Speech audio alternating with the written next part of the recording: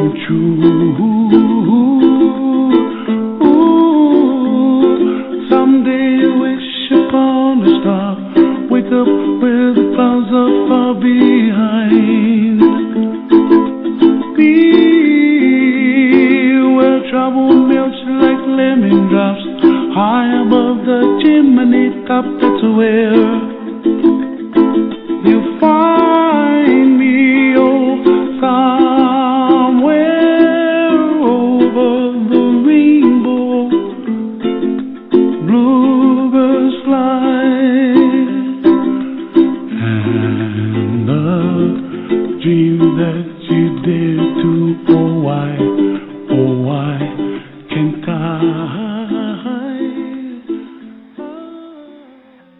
For you tonight with Barbara Lamb. She's been a guest on Coast to Coast AM nationwide radio show and many other talk shows. Maybe you've heard of her. She's a pioneer in ufology and has authored 2 books, Alien Experiences and Crop Circles Revealed. And tonight we're going to talk about the phenomena of crop circles and Barbara's research into them since 1990. Barbara is a family therapist and a certified hypnotherapist, and her research has taken her into the world of alien abductions over the past 20 years. She's also a teacher in ufology department at the International Metaphysical University, and she maintains a psychotherapy practice in Claremont, California. Barbara's website is Barbara Lamb, that's Lamb, MFT, that's the initials MFT, Mary Frank Thomas.com. Welcome to the show, Barbara. Welcome back. How are you? Well, thank you. I'm very happy to be with you. Oh, it's great to have you here. You know, the other day you were talking about you just got back from Easter Island on 11/11/11. Tell us about that. Oh, yes. Well, Easter Island is, if you are not aware of where it is, and most people sort of have a vague sense, but it's in the South Pacific Ocean, and it's 2,300 miles west of the country Chile. In fact, it's actually annexed as part of Chile, even though it's 2,300 miles out into the ocean. And amazingly, it's at least 2,000 miles from any point on Easter Island before you get to any other island, let alone a larger landmass. So it's this incredible, precious gem, in my opinion, just out there in the ocean all by itself, and it is just beautiful. And, of course, it's full of volcanoes, which have erupted long ago, and they have lakes in them now, and cinder cones, and the volcanoes and the cinder cones are all covered with eroded soil and grass. So everywhere you look, it's just beautiful, these rolling hills and spiky-looking hills, pointed hills, and volcanoes and grasses and wild horses just roaming everywhere, including on the roads, and cows just sort of meandering around, and bulls. I mean, it's just amazing. And then, of course, this really rocky shoreline from the volcanic rock, and waves just pounding up. I mean, those waves come from thousands of miles and break upon the rocky shores. So it's amazing. And, of course, the most amazing thing about it is these giant heads, or heads and torsos, usually down below the navel. They're that big. And they can be 15 feet tall, or they could be 20 or 30 or 40 or 50 or 60 feet tall. In fact, the tallest one that we saw that was still lying in the volcano, mostly carved out but not completely, that was 65 feet long. Oh, my goodness. Yeah, and these were done hundreds of years ago, and they were apparently made over a period of hundreds of years. And the people who lived there, you know, didn't really even have houses as we would think of houses or buildings, and they didn't have horses until about the 1800s, and they had no wheels, they had no machines, and how they could possibly have carved these huge statues and moved them. They weigh sometimes tons, as much right? as 12 miles. Pardon? And they weigh tons, right? Oh, yes, absolutely, many tons. And then many of them also had what appear to be hats. They call them top knots, but it's like a round stone with a raised sort of tubular area, kind of like a top hat. And those were carved from a different volcano. And the people there and the archaeologists think that these huge stones that were moved, a number of miles from the volcano that they were carved from, and that's a mystery in itself, how they possibly could have done that. And then when they get to the site where they were going to be erected and stay for eternity, stone sites that had already been built, like stone platforms, and then when they were standing erect on the platform, they would bring in one of these a more red-colored stone top hat, and which was, each one of those could weigh 5 tons easily. Wow. And how they got those up onto these statues that might be 15 or 20 feet tall, it's just mind-blowing. So some of us, including myself, think that there could very well have been some kind of extraterrestrial influence in the making of these and the transporting of these huge statues. Now, the archaeologists don't talk about that. Eric von Daniken does, and I really am very open to his view. And I know, too, from current times that millions of people in the world are personally being visited by certain extraterrestrials and having experiences with them here and there for a couple of hours at a time, typically.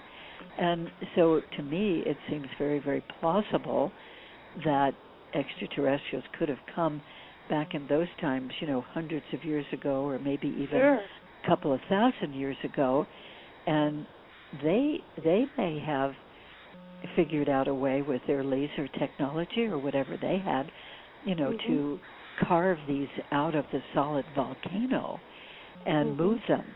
So maybe they taught the early people who were there how to do this. And even though the early people didn't have that kind of technology. So, but we don't know this for sure.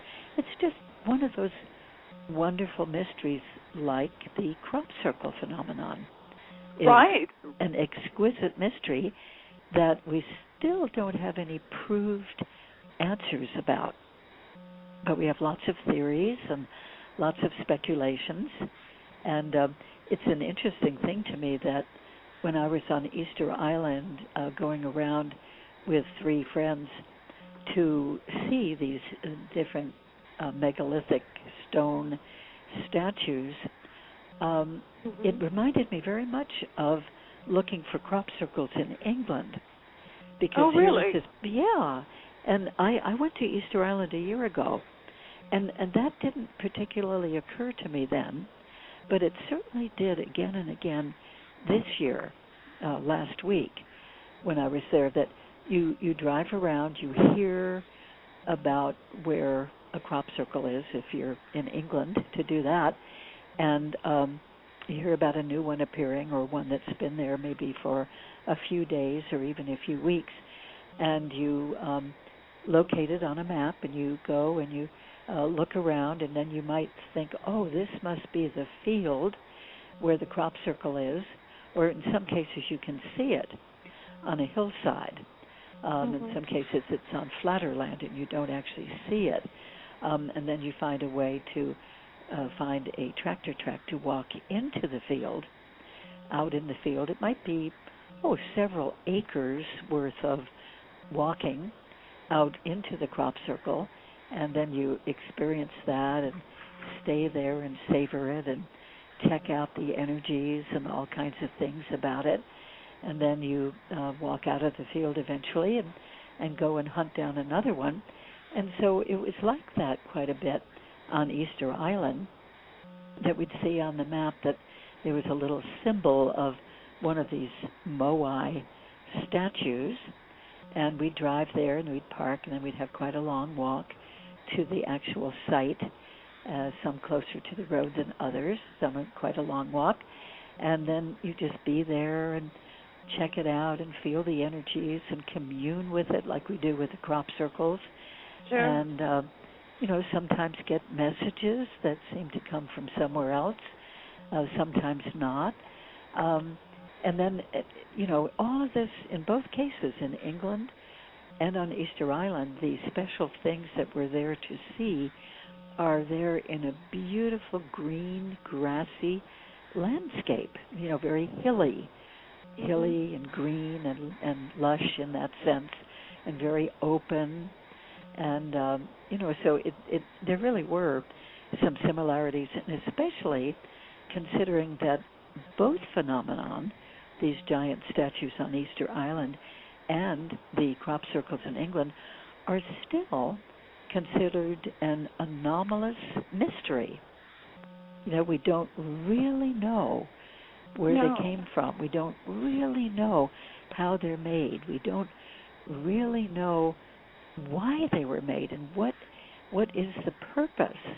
But I think personally that in both cases, in Easter Island and in England, that there is a communication factor. I mean, they're obviously, in both cases, the statues and the crop circles are there for people to see. They seem to be there to get our attention. And sure. It seems to me that they're there to awaken us, to get us into thinking and questioning and wondering and looking into the skies, looking out into space, and wondering if somehow these features, the statues and the crop circles, are made by some other intelligence from somewhere else in the universe. Oh, so I believe they're so. both wonderful, and no wonder I love them both. Oh, absolutely. Well, there's so much going on, and lately, haven't the crop circles been getting more complex in design? They started very simple circles, right? And then yes, they've just grown into incredible crop circles, just beautiful designs. They're almost three-dimensional looking, aren't they? In some cases, you're right, they really appear to be three-dimensional. If you can fly over them or even see photos that someone else has taken from the air, from a little helicopter or a small plane or a microlight, little flying machine, kind of like flying in a motorcycle. Because they're very small and very open. That if you can see photos taken from the air, in some cases, not all of them, but in some cases, it really looks like the crop circle pattern is standing up from the ground in a three-dimensional sense, and some of them look more flat with the ground. But how they can do this sort of illusion of a three-dimensional look is really amazing. We had one this summer at a place called East Kennet in the county of Wiltshire in England, where most of the crop circles happen year after year. And from the air, it definitely looked like pyramid shapes standing up. Wow. Made by the wheat. But when we went into that crop circle, it was all done on a flat surface. But the three-dimensional look came from the direction in which the stalks of wheat were laid down in one direction, kind of on an angle, and then the neighboring stalks of the same crop circle were laid down in a different direction, so that there was sort of a light and shadow effect. And from the air, definitely it looked very three-dimensional throughout that whole crop circle. And yet it wasn't. So there's some extreme artistry going on with a lot of these crop circles, as well as the geometries. The geometries are exquisite. And, there's a whole field of sacred geometry. And a lot of the crop circles conform to sacred geometry designs, which has certain proportions.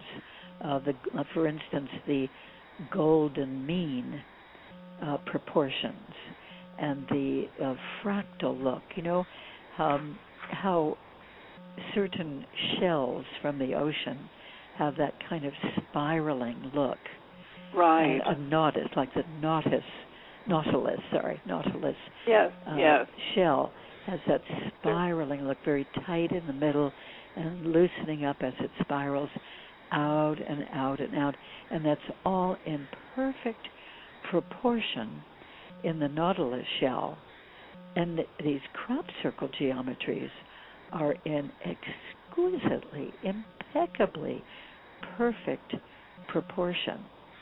So it would even be difficult to do that on paper by hand, but when you consider that these designs in the crop circles are, typically 150 feet in diameter, or 200 or 300 or 500 or 700 feet in diameter, and some of them are very long. They could be as long as 1,000 feet or even 1,200 feet.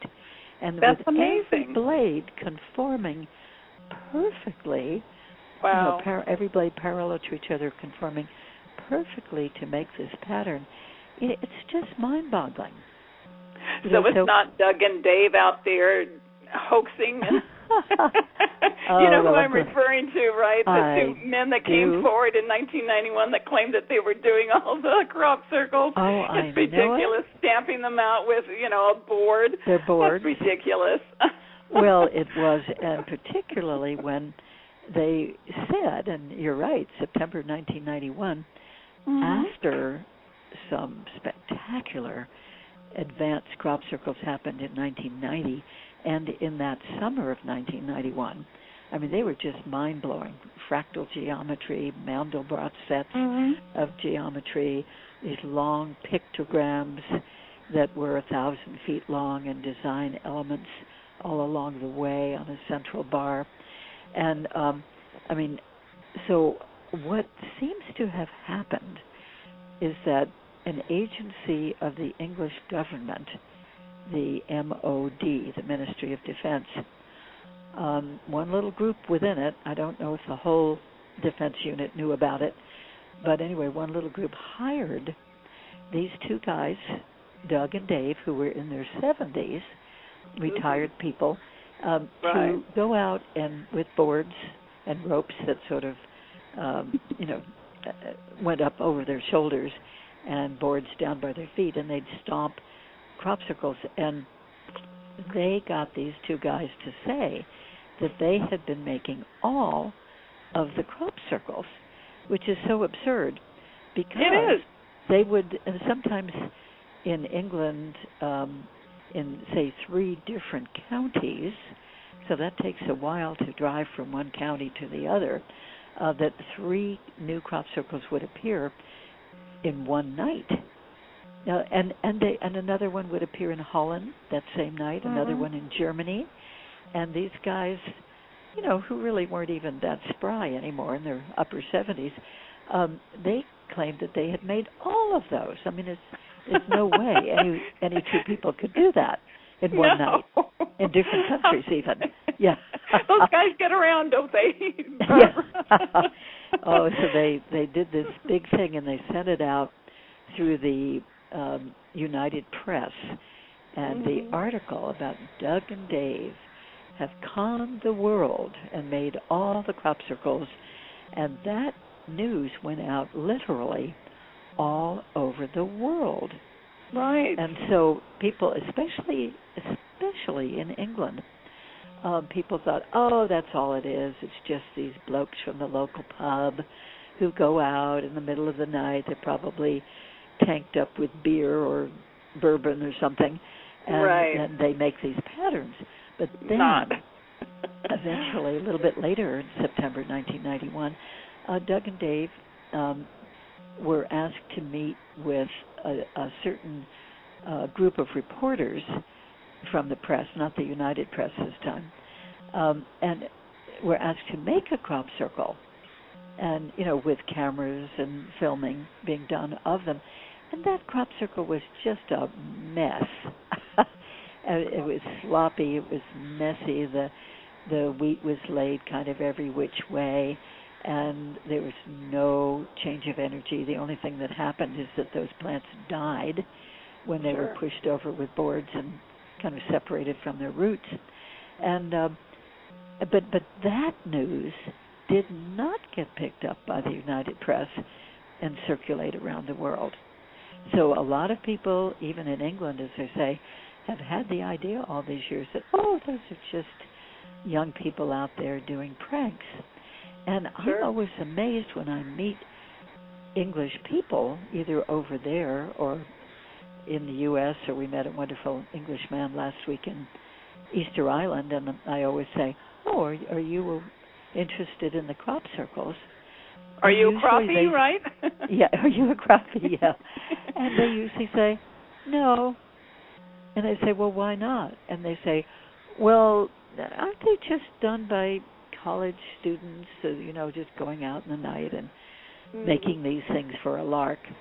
So that just shows how powerful that propaganda about Doug and Dave was.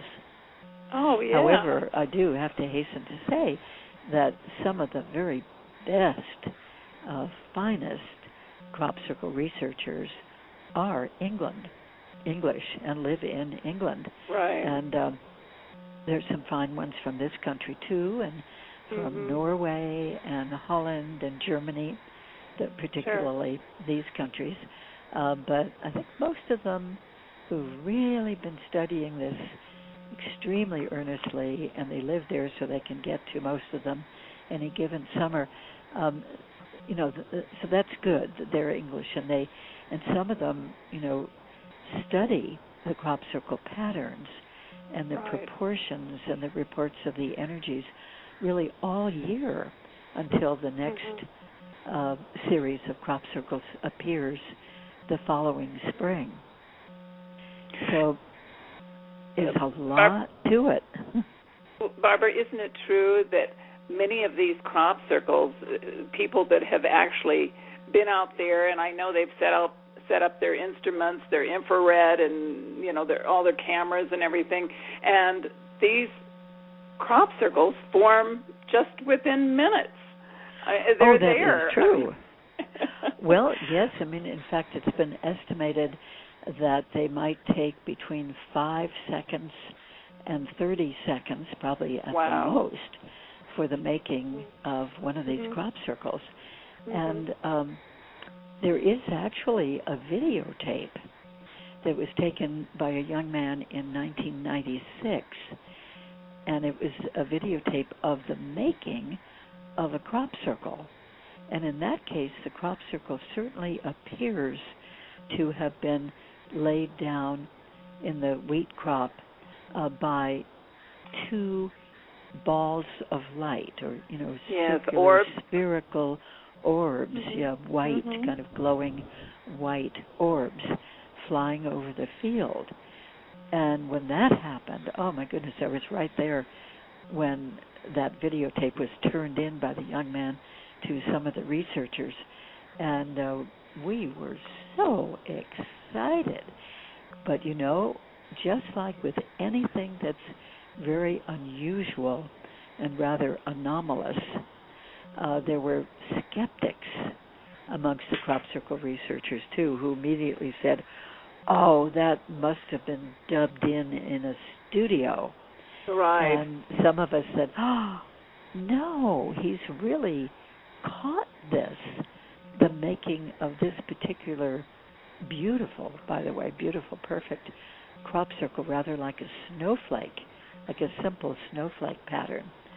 And that controversy, even though that happened in 1996, that crop circle is still raging with people saying, oh, it must have been photoshopped. Well, the thing is that there wasn't Photoshop available at that time, and there was only videotape.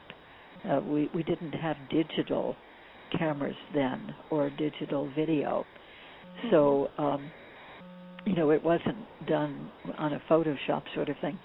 Also, that footage that the young man took of the making of that crop circle was sent by different researchers to various film studios, including in Hollywood and in Manchester, England, and in Scotland and various places where they do a lot of exquisite film work and special effects.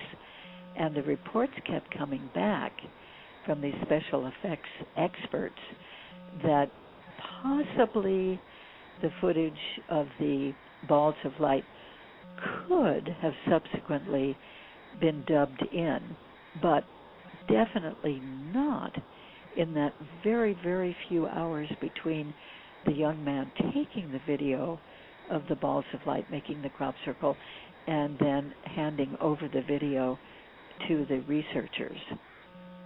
So, and that was consistent from these film experts.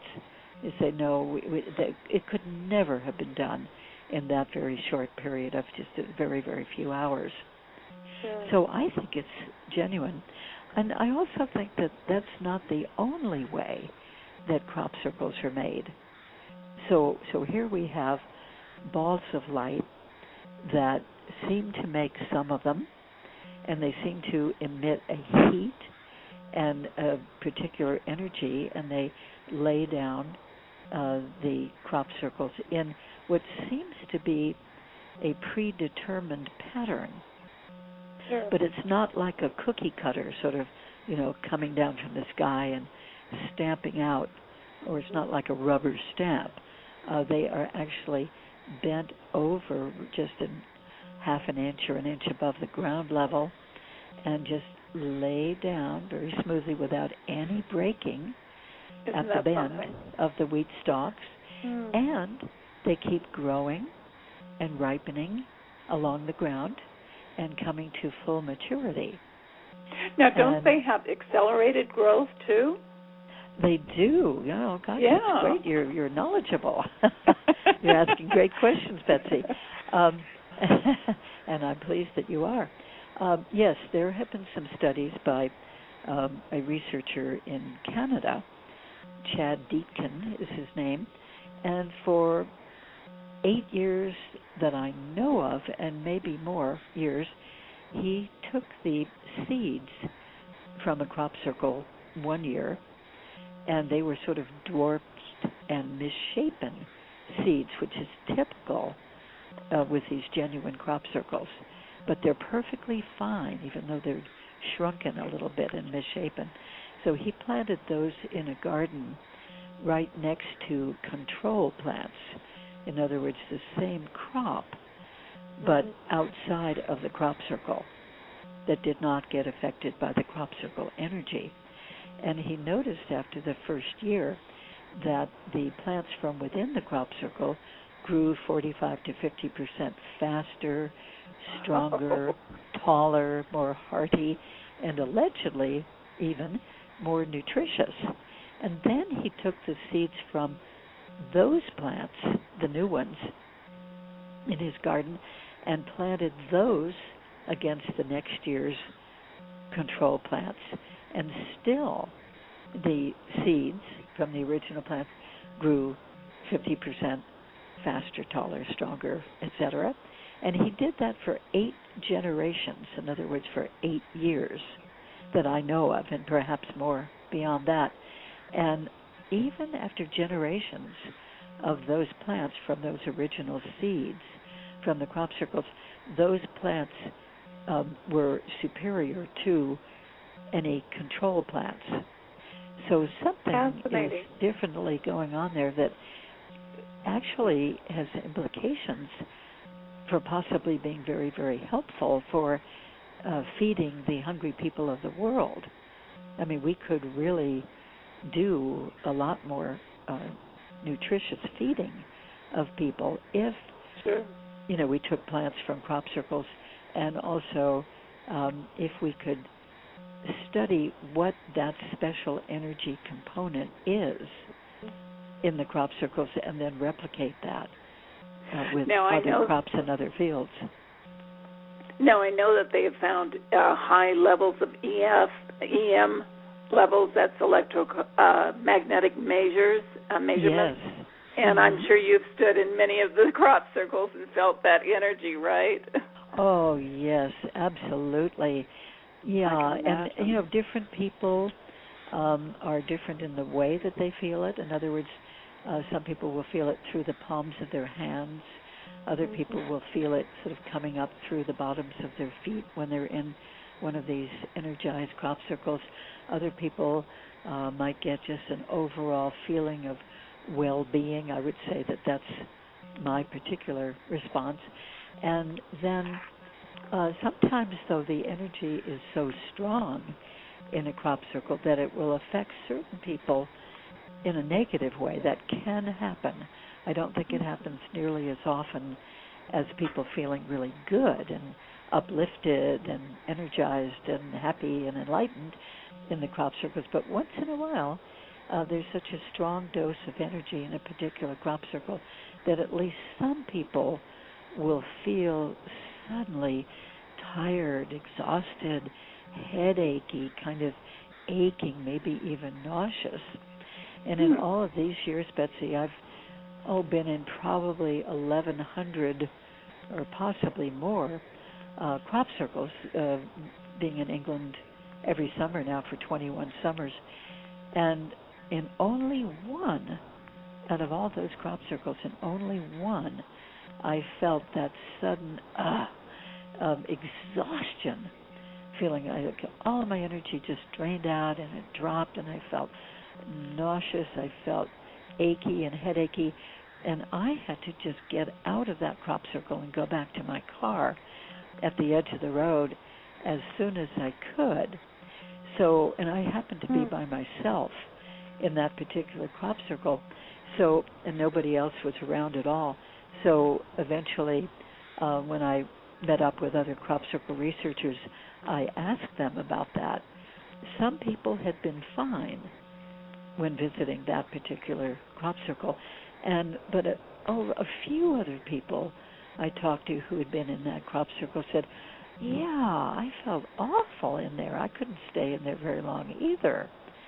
So, we don't really know what that was that caused the effect, but I think maybe just too strong a dose of the energy. That geomagnetic energy, sure. It could electromagnetic energy. Yeah, it could be. Any radiation, though? Do you know if? Well, yeah, the radiation is detected, but it doesn't seem to be energy that is harmful to people. I mean, we're never warned, don't go into that crop circle, it's full of radiation. Right. But there are some minor radiation effects sometimes in the ground and in the plants lying along the ground in a crop circle. There's also microwave energy. But scientists have determined that the microwave energy only lasts for maybe a couple of minutes, or at the most a very few minutes after the crop circle is made. And of course most people are not right there in that particular field when a crop circle is laid down in that field. So if you come along later, I usually go into one as soon as I hear about it, but still it might be 3 or 4 hours after the crop circle was laid down. So it's still very energized and very fresh, but I would not be able to measure microwave energy that long after the crop circle had actually been laid down. But I go in with dowsing rods, and I've been doing this for years. Yeah, for me that's a wonderful indication, and I program my dowsing rods to show me where or if there is a change of energy in a crop circle, in any crop circle that I visit. So it's very interesting, and other people observe it and try it too with my dowsing rods. that to get to the crop circle, as I said, you park along the side of a country road, and then you have a fairly long walk for a few minutes through the field, walking on one of the tractor tracks. They call them tramway lines, which is a nice phrase. And then you get into the crop circle. So as I'm walking along the tram line, and I might be about 50 feet, let's say, outside of the crop circle, on my way to the crop circle, I start holding my dowsing rods up parallel, and they stay parallel. They do not move, which is indicating there's no change of energy there in that part of the field and in that tractor track. But with these, what we call the genuine anomalous crop circles, as soon as I step in to one of those, the dowsing rods just swing open. And when I get into the most energized place in the crop circle, they swing open even further. And sometimes that crop circle is so energized that the dowsing rods, which began parallel, as I said, they would swing around, and they would make a complete circle, except that my body is in the way. So they bump into the back of my body. But, that seems to be a good indication. And then we do know that some crop circles are man-made. And I think, personally, I think the proportion of man-made crop circles compared to the genuine, anomalously made ones, I think the proportion is very small in terms of the man-made ones, but not everybody agrees with that, but that's what I conclude. And so if you go into one where there's absolutely no movement of the dowsing rods and no feeling of energy as well, and if the crops are laid down a little bit more haphazardly, a little bit more messily, then you begin to think, okay, I think this one could very well have been, made by people. But when you go in and the crop is laid down impeccably beautifully, and dowsing rods respond, or pendulums respond, or electrostatic voltmeters, or magnetometers, compasses, and even cameras. A lot of cameras are affected, and video camcorders are affected. The batteries seem to get drained in some cases in some of these crop circles where the energy charge seems to be particularly high. And yet, in many cases, those very same camcorders and cameras will work later on. They won't work in that crop circle. But then when you're finished with the crop circle, go back to the car and drive down the road a bit and try to use that instrument again, it usually will operate perfectly again when it's away from that energy. So there's no doubt that there really is there's something special going energy, on there. Special forces, going on. Well, let me ask you this. Since they've been doing this, and it's like they're teaching, like they were teaching elementary or kindergarten children, and now it's becoming more advanced. But a lot of people want to know, why don't they spell it out instead of giving us these incredible crop circles? Why not tell us what the message is? Why do we have actually, there was one crop circle where they really did give a powerful message, and that was a crop circle that appeared in the summer of 2002 in Hampshire County. And you or some of your listeners might remember having seen a picture of this one. It definitely looked like an alien, that is extraterrestrial, head, and his hand holding up a large disc. And a binary code? Yes, it was all this binary code information, and that has been decoded by various people. And it certainly seems to be a message from some other intelligence, from some other location. In other words, Barbara, I wrote down the message. Do you mind if I read it? Oh, go right ahead, sure. Okay. They decoded it, and it says, beware the bearers of false gifts and broken promises. Much pain, but still time. Believe there is still good out there. We oppose the deceivers. The conduit is closing. Now, I wonder what all that means. Well, the co-author of my book, Crop Circles Revealed, her name is Judith Moore, and she wrote the whole second half of this book. And she channeled this information from an 11th dimensional being named Leolin. And Leolin is, she's not even solid and physical, but she certainly is knowledgeable. My goodness, has a tremendous perspective on these things. And so this Leolin was saying that the message meant a lot more than that simple decoding which you just gave, but it sort of expanded it. It did not contradict it. It went on to say that these beings, whom I would think of as extraterrestrial beings who made that crop circle, that they opposed all the deceit that's going on in the world, how our leaders, our politicians, all over the world lie to people. They deceive them. There are broken promises, like any politician running for office. Well, he doesn't do what he's promised to do in almost every case that we know of in any country, not just the U.S. And so they promise, they break their promises, they deceive the public. Corporations, pharmaceutical companies deceive the public. You've got to have this particular medication or you'll die, and that medication has very harmful side effects. And the channeling went on to talk about the HARP project, this very advanced oral aerial technology program where we're sending electronic powerful beams all over the place, and we can affect the weather with them, and we can look deeply underground with that technology.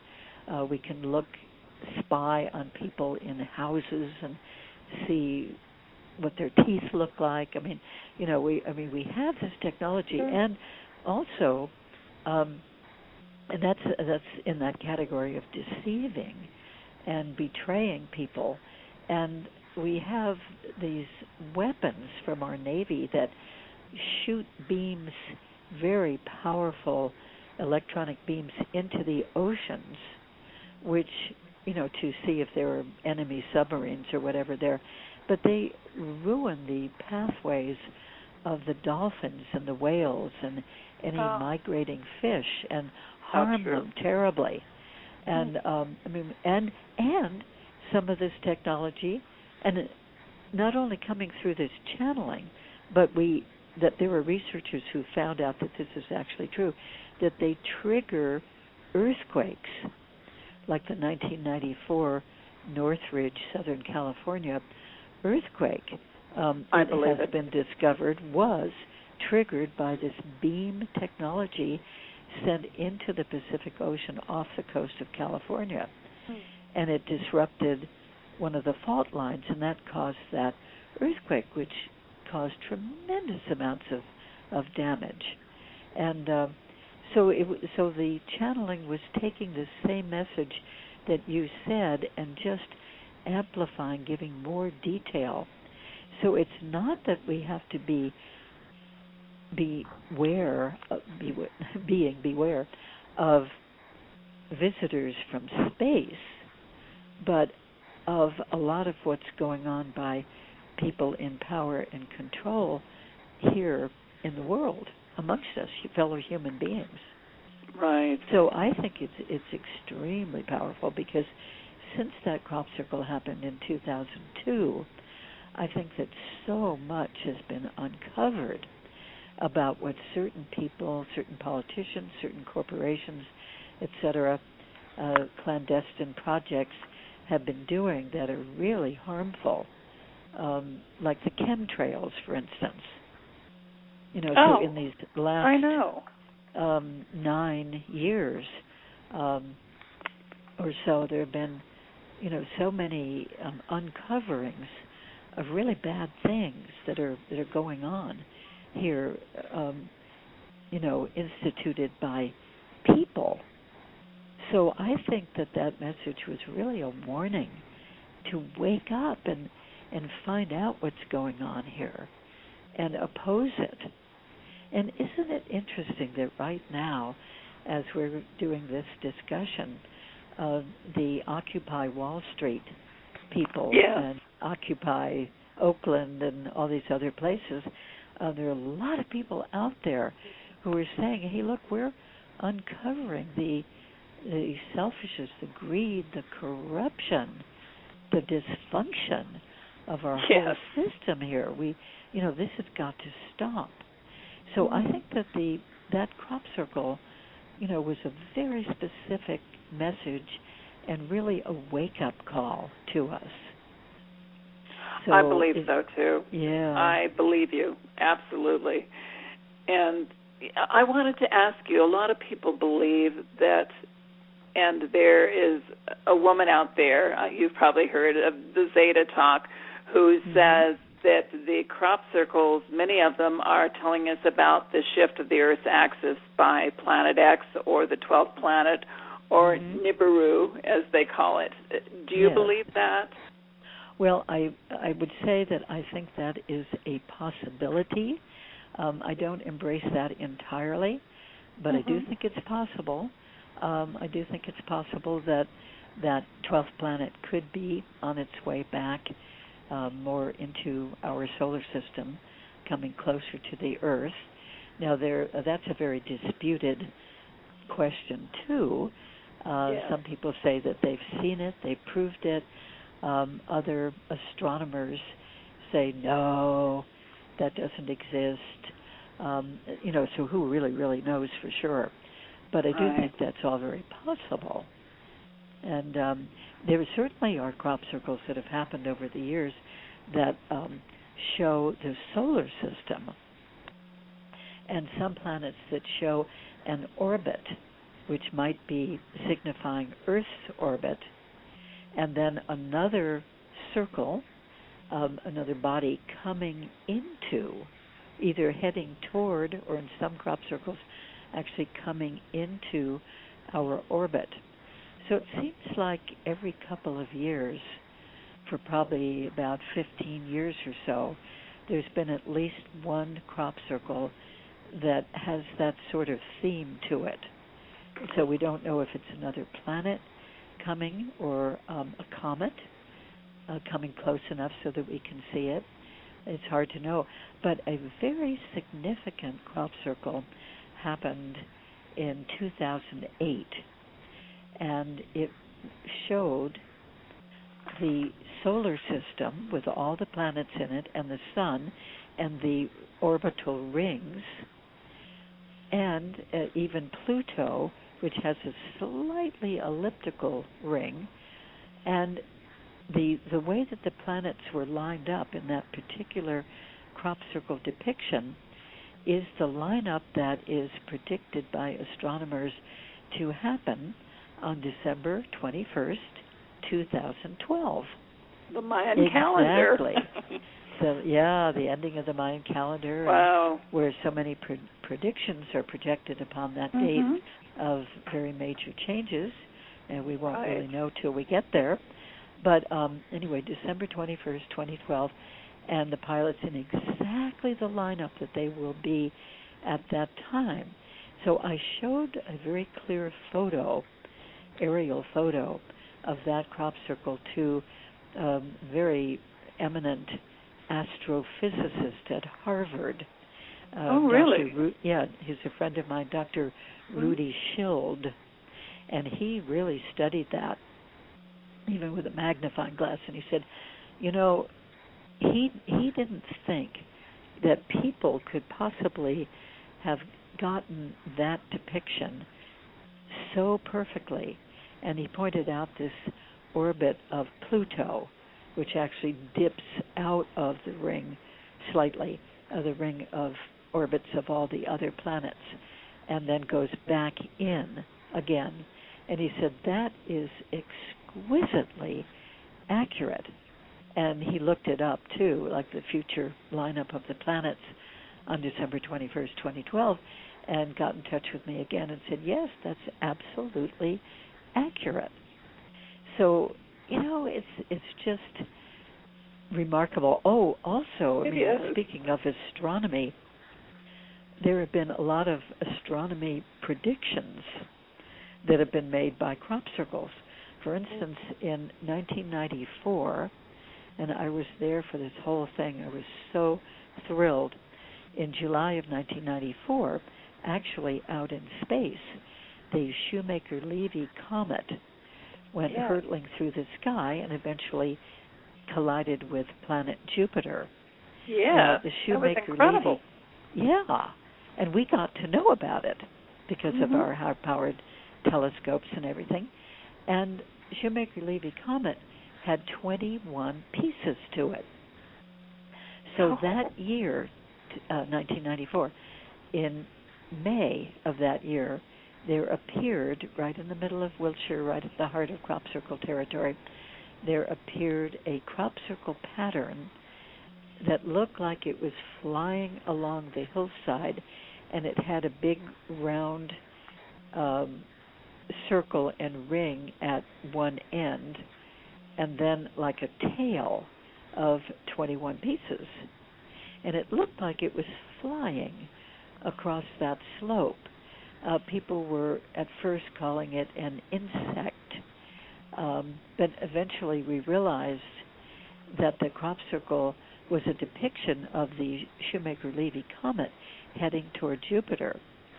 So that happened in May that year, 1994.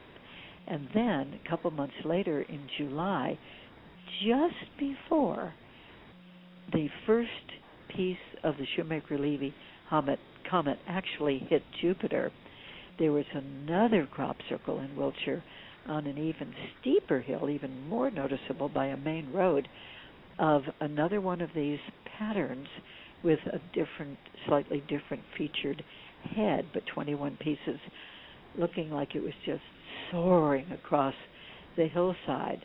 And then out in space, Shoemaker-Levy comet did collide with Jupiter. And then, guess what? The next crop circle that happened right after that, probably hours later, was showing the impact site that exactly matched the pattern of the impact site on Jupiter, which we could see through photos in astronomy magazines and newspapers too, by the way. And then after that, each time a piece of Shoemaker-Levy comet hit Jupiter, there might be a couple of days between one piece hitting and then another piece and then another piece. And each time one hit out in space, there was a new crop circle with a slightly different features in the head of it, and one fewer circle in the tail. And that happened all the way through each one of these 21 pieces of the actual comet hitting Jupiter, and its corresponding crop circle here in Wiltshire County, or a couple of them in Hampshire County, until all the pieces of the comet had finished hitting Jupiter, and that series of crop circles was over. The last circle and the last tail, of the crop circle had hit Jupiter. And then there was kind of like a wrapping up of that phenomenon by another crop circle with circles all forming a circle and then surrounded by a ring. And I just happened to be the person who discovered that crop circle. I was the first one to discover it, and I and three friends were the first ones to go into it. And what a thrill. Oh, I can imagine. And then later in the day we saw a photograph of it, which somebody had subsequently taken from a small plane. And we realized, okay, that's got to be the finale of this pattern of the pieces of Shoemaker-Levy comet hitting Jupiter. Wow. So, Barbara, we've only got about 3 more minutes, and the whole hour's gone by so fast. You've just been a fascinating guest. Oh, thank you. Thank you so much for returning. I'd love to have you back again and talk more about this. We could spend another hour on this, I know.